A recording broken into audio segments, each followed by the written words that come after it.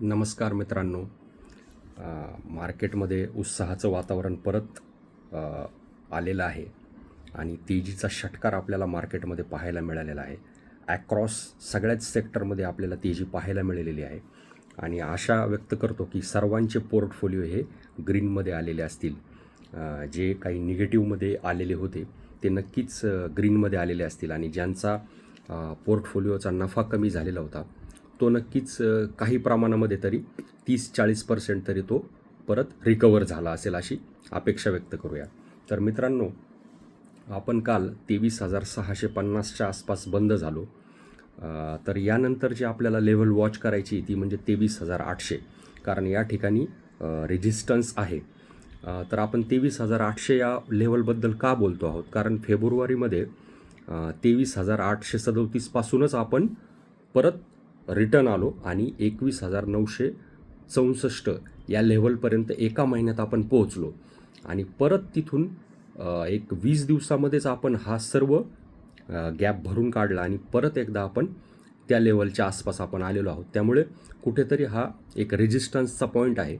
तर त्या ठिकाणी काही प्रमाणामध्ये मार्केटला वर जाण्यासाठी अडथळा निर्माण होईल, परंतु स्टॉक स्पेसिफिक जर रॅली पाहिली तर ती कंटिन्यू चालू राहील. उदाहरणार्थ काही शेअरमध्ये रेल्वे सेक्टर असेल, काही IT चे काही स्टॉक्स असतील, तर या स्टॉक्समध्ये आपल्याला टेक्निकल चार्टवरती जर पाहिलं तर काही बुलिश पॅटर्न्स डेव्हलप झालेले आपल्याला दिसतील, तर त्याकडे आपल्याला वॉच करायचं आहे. तर मित्रांनो, काल कोटक बँकेचा जो शेअर आहे तो 5% ने वाढला. तर यामध्ये चीफ टेक्नॉलॉजी ऑफिसर भावनिश लाथिया यांची नियुक्ती केली आणि जानेवारी 2021मध्ये जी लेव्हल जी हाय या शेअरने गाठला होता, तर तब्बल 4 वर्षानंतर परत एकदा तो लेव्हल क्रॉस करून 2100च्या पुढं बंद होण्यामध्ये हा शेअर यशस्वी ठरला आहे आणि लाईफ हायला हा शेअर पोहोचलेला आहे. बँकेचे सगळे शेअर हे प्राईस टू बुक ॲव्हरेज जे असतं त्याच्यापेक्षा कमीला ते ट्रेड करत आहेत. बँकिंग सेक्टर पाहताना आपल्याला PE रेशोपेक्षा देखील प्राईस टू बुक रेशो हा अतिशय महत्त्वाचा असतो आणि सगळ्याच बँकिंग सेक्टरचा प्राईस टू बुक रेशो हा कमी सध्या ट्रेड करत आहे. त्यामुळे या सेक्टरमध्ये ग्रोथचे खूप जास्त चान्सेस आहेत आणि रेट कटचा फायदा हा बँकिंग आणि फायनान्शियल सेक्टरला सगळ्यात जास्त प्रमाणामध्ये होईल आणि ट्रम्प यांच्या टॅरिफचा देखील या सेक्टरवरती कुठलाही डायरेक्ट प्रभाव आपल्याला दिसणार नाही आहे. तर मित्रांनो, अमेरिकन डिपॉझिटरी रिसिप्टमध्ये जर आपण पाहिलं काल तर विप्रो 3.3%ने वाढला, HDFC बँकेचा शेअर 2%ने वाढला आणि इन्फोसिस 1.5%ने वाढलेला आहे. ब्रेंट क्रूड हे थोडंसं वाढत आहे. काल 1.1%ने वाढलं आणि 72.42ला ते सेटल झालेलं आहे. तर काल ट्रम्प यांनी त्यांच्या सोशल मीडिया अकाउंटवरती एक पोस्ट केली आणि त्यांनी असं सांगितलं की व्हेनेझुएलाकडून जे ऑइल अँड नॅचरल गॅस विकत घेतील जे देश, त्यांच्यावरती अमेरिका 25% टॅरिफ लावेल. तर याचा देखील कुठंतरी ब्रेंट क्रूडवरती परिणाम होत असा आहे आणि त्यामुळे ब्रेंट क्रूड हे थोडंसं वाढत आहे. परंतु रुपयामध्ये मात्र दमदार तेजीचा ट्रेंड आपल्याला दिसत आहे.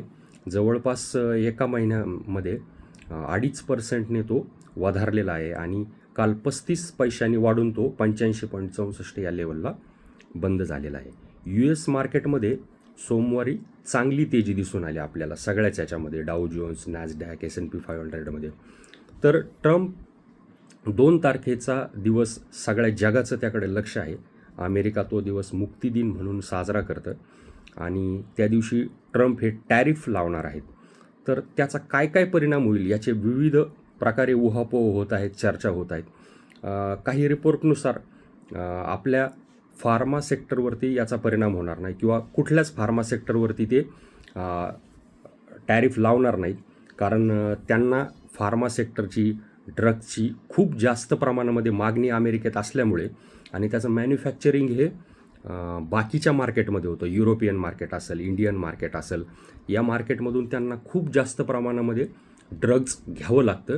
त्यामुळे या सेक्टरवरती ते टॅरिफ लावणार नाहीत किंवा जेम्स अँड ज्वेलरीचं मॅन्युफॅक्चरिंग त्यांच्याकडे होत नाही. त्यामुळे या सेक्टरवरती देखील ते टॅरिफ लावणार नाहीत.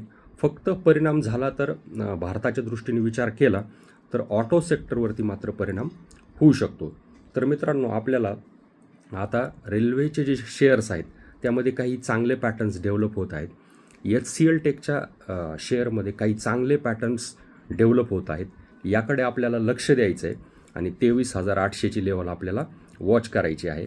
आणि 23,800ची लेवल एकदा वॉच केली की मार्केट परत एकदा पुढच्या तेजीसाठी तयार होईल. तुर्तास इथेच थांबूया. धन्यवाद.